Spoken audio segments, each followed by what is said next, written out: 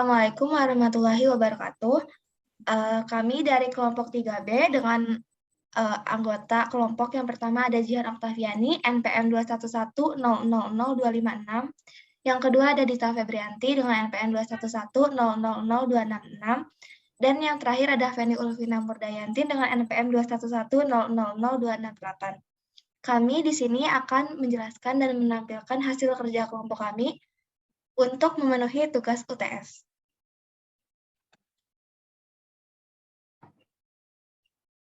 Pembahasan di PPT kami yang pertama ada definisi main hakim sendiri, yang kedua ada faktor yang menyebabkan terjadinya main hakim sendiri, yang ketiga contoh kasus main hakim sendiri yang terjadi di masyarakat, yang keempat ada dasar hukum main hakim sendiri, dan yang terakhir ada upaya penanggulangan main hakim sendiri.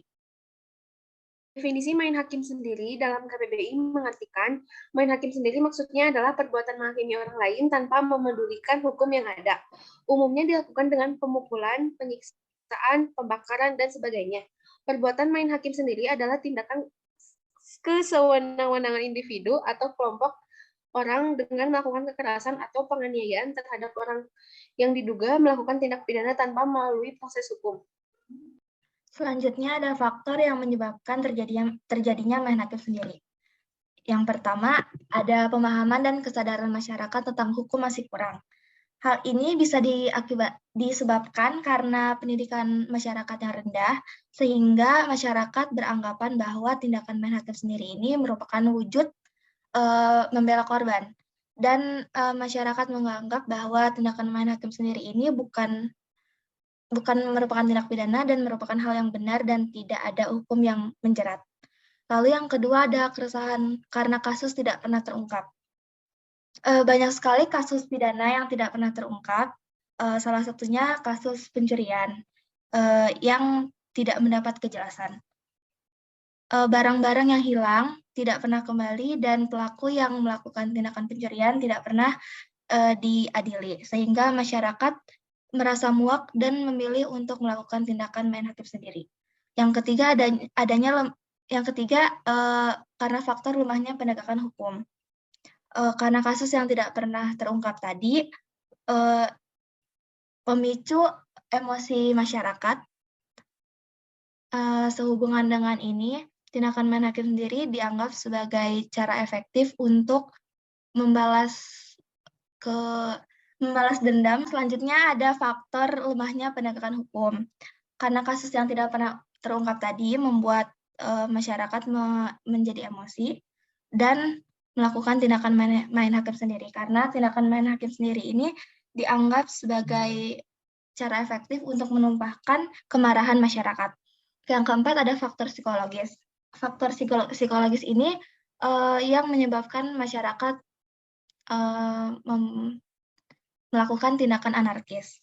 Karena tekanan ekonomi yang serba sulit sekarang ini membuat orang-orang menjadi frustasi, dan orang-orang yang frustasi ini mudah terpengaruh oleh orang lain, sehingga banyak sekali orang-orang yang terpengaruh untuk melakukan tindakan main hakim sendiri.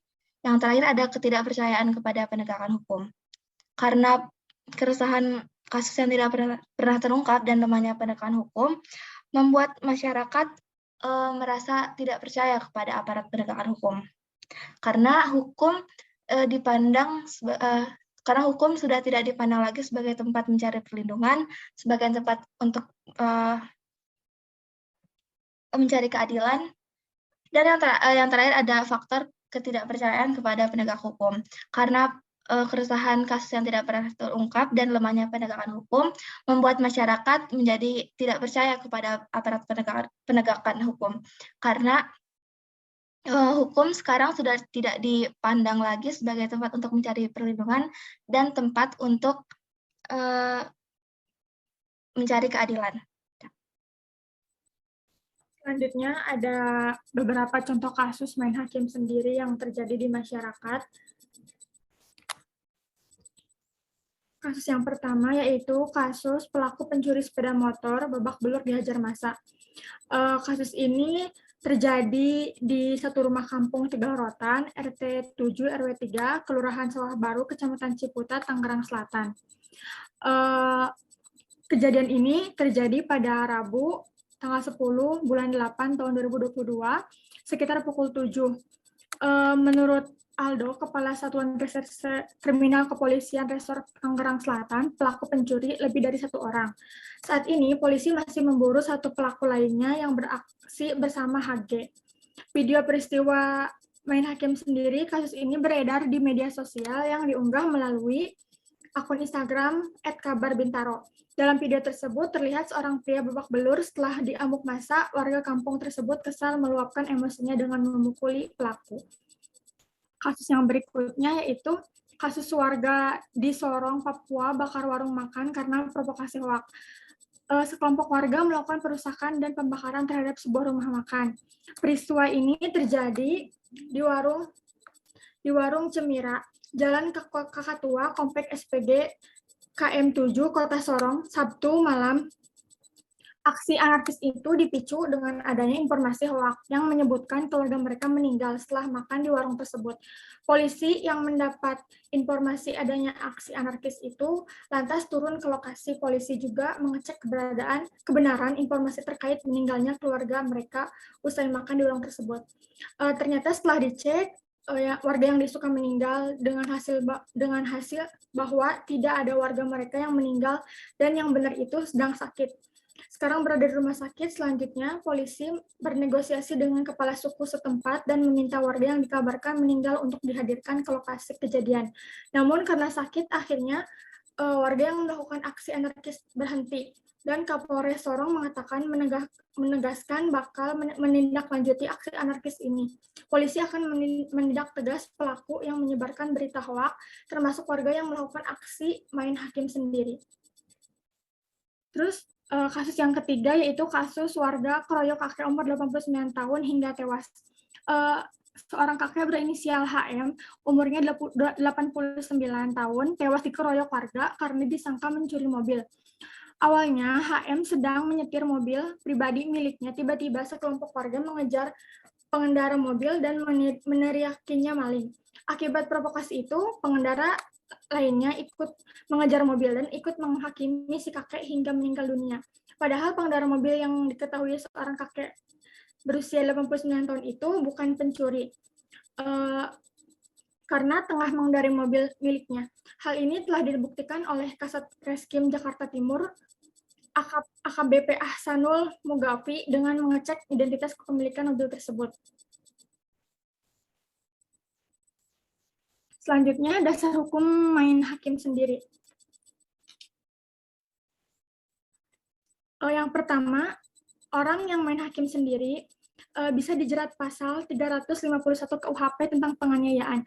Menurut R. Sugandi, penganiayaan diartikan sebagai perbuatan dengan sengaja yang menimbulkan rasa tidak enak, rasa sakit atau luka. Sehubungan dengan ini, apabila perbuatan main hakim sendiri yang dilakukan mengakibatkan luka atau cedera, pelaku dapat dipidana dengan dakwaan penganiayaan.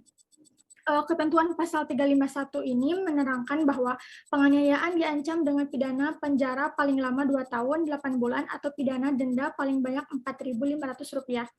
Yang kedua, apabila penganiayaan mengakibatkan luka-luka berat, yang bersalah diancam dengan pidana penjara paling lama 5 tahun. Lalu jika mengakibatkan mati, pelaku diancam dengan pidana penjara paling lama 7 tahun. Yang kedua, bisa dijerat pasal 170 KUHP tentang kekerasan. R. Sugandi menerangkan bahwa kekerasan terhadap orang maupun barang yang dilakukan secara bersama-sama, yang dilakukan di muka umum seperti perusak barang, penganiayaan terhadap orang atau hewan, melemparkan batu kepada orang atau rumah, atau membuang barang hingga berserakan. Ketentuan pasal ini yaitu yang pertama, pidana penjara paling lama 5 tahun, 6 bulan. Yang kedua, jika dengan sengaja menghancurkan barang atau jika kekerasannya mengakibatkan luka-luka, pelakunya diancam dengan pidana paling lama 7 tahun. Yang ketiga, jika mengakibatkan luka berat, diancam dengan pidana penjara paling lama 9 tahun. Yang keempat, apabila kekerasan mengakibatkan kematian, pelaku diancam dengan pidana penjara paling lama 12 tahun. Yang terakhir, ada pasal 406 KUHP tentang perusakan. R. Sugandi juga menjelaskan pasal ini bahwa Perusakan yang dimaksud mengakibatkan barang tersebut rusak atau hancur sehingga tidak dapat dipakai lagi atau hilang dengan melawan hukum. Ketentuan pasal 406 KUHP menerangkan bahwa barang siapa yang dengan sengaja dan melawan hukum menghancurkan, merusakan, membuat tidak dapat dipakai atau menghilangkan barang sesuatu yang seluruhnya atau sebagian milik orang lain, diancam dengan pidana penjara paling lama 2 tahun 8 bulan atau pidana denda paling banyak Rp4.500. Upaya penanggulangan tindakan main hakim sendiri. Upaya penanggulangan tindakan main hakim sendiri dapat dilihat dengan ada 2 cara, yaitu yang pertama preventif, yaitu membangun kewibawaan dan kepastian hukum yang memenuhi rasa keadilan masyarakat dengan himbauan penyuluhan hukum dan melaksanakan patroli rutin. Yang kedua, represif, yaitu proses pelaku main hakim sendiri terhadap pelaku tindak pidana. Terima kasih. Untuk yang ingin bertanya, silakan. Izin bertanya. Boleh. Perkenalkan, nama saya Yufiandini, NPM 211000270 dari kelas G. Mengapa masyarakat itu tidak boleh melakukan tindakan main hakim sendiri? Boleh yang ke penanya selanjutnya. Izin bertanya, nama saya Anissa Dwi Putri Nur Hasana, NPM saya 211000287 dari kelas G. Bagaimana agar upaya penanggulangan terhadap tindakan main hakim sendiri dapat terlaksana dengan nyata? Terima kasih. Ya, baik. Boleh ke penanya yang terakhir. Assalamualaikum warahmatullahi wabarakatuh. Waalaikumsalam warahmatullahi wabarakatuh. Izin bertanya. Sebelumnya perkenalkan dulu, nama saya Nafandi Ardiansyah dengan NPM 211000251 dari kelas F. Izin bertanya untuk tadi bagian dari contoh kasus. Untuk contoh kasus dari kakek tewas karena dikeroyok warga dengan alasan salah sangka, apakah ditindaklanjut oleh hukum?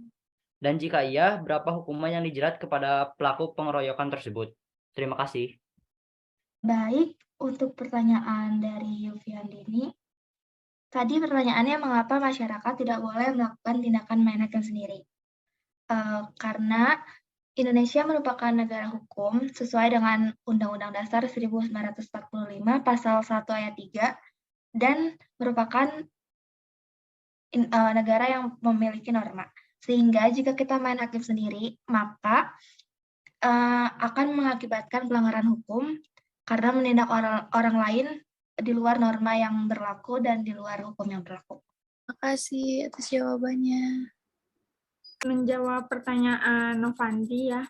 Tadi pertanyaannya untuk contoh kasus kakek yang tewas yang tadi, apakah ditindaklanjut oleh hukum, dan jika iya berapa hukuman yang dijerat kepada pelaku pengeroyokan tersebut. Untuk ditindaklanjuti oleh hukum pasti akan ditindaklanjuti karena artikel yang saya baca yang terbaru mengenai kasus ini, anak dari si kakek tidak terima dan menuntut keadilan agar peristiwa yang dialami oleh ayahnya dapat diusut tuntas. Tetapi untuk jeratan hukumnya masih belum jelas karena polisi masih mengusut kasus ini. Karena kasus ini juga terhitung baru terjadi pada tahun 2022 dan mengingat pihak keluarga menuntut untuk diusut tuntas, bahkan kuasa hukum keluarga kakek ini juga menduga bahwa ini bukan pengeroyokan biasa dan pasti ada dalang dalam pengeroyokan ini. Sampai saat ini polisi baru mengamankan 9 orang tersangka dan 1 provokator yang meneriaki dan korban maling. Tetapi menurut saya, kalau keterbuktian kasus ini bukan pengeroyokan biasa, bisa jadi terjerat pembunuhan berencana, dan jika buktiannya para pelaku memang pengeroyokan biasa, jerat hukumannya sendiri yaitu pasal 170 dan 356 KUHP. Baik, terima kasih. izin menjawab pertanyaan Anissa. Tadi kan bertanya upayanya penanggulangannya kayak gimana. Seperti saya jelaskan yang di PPT ya.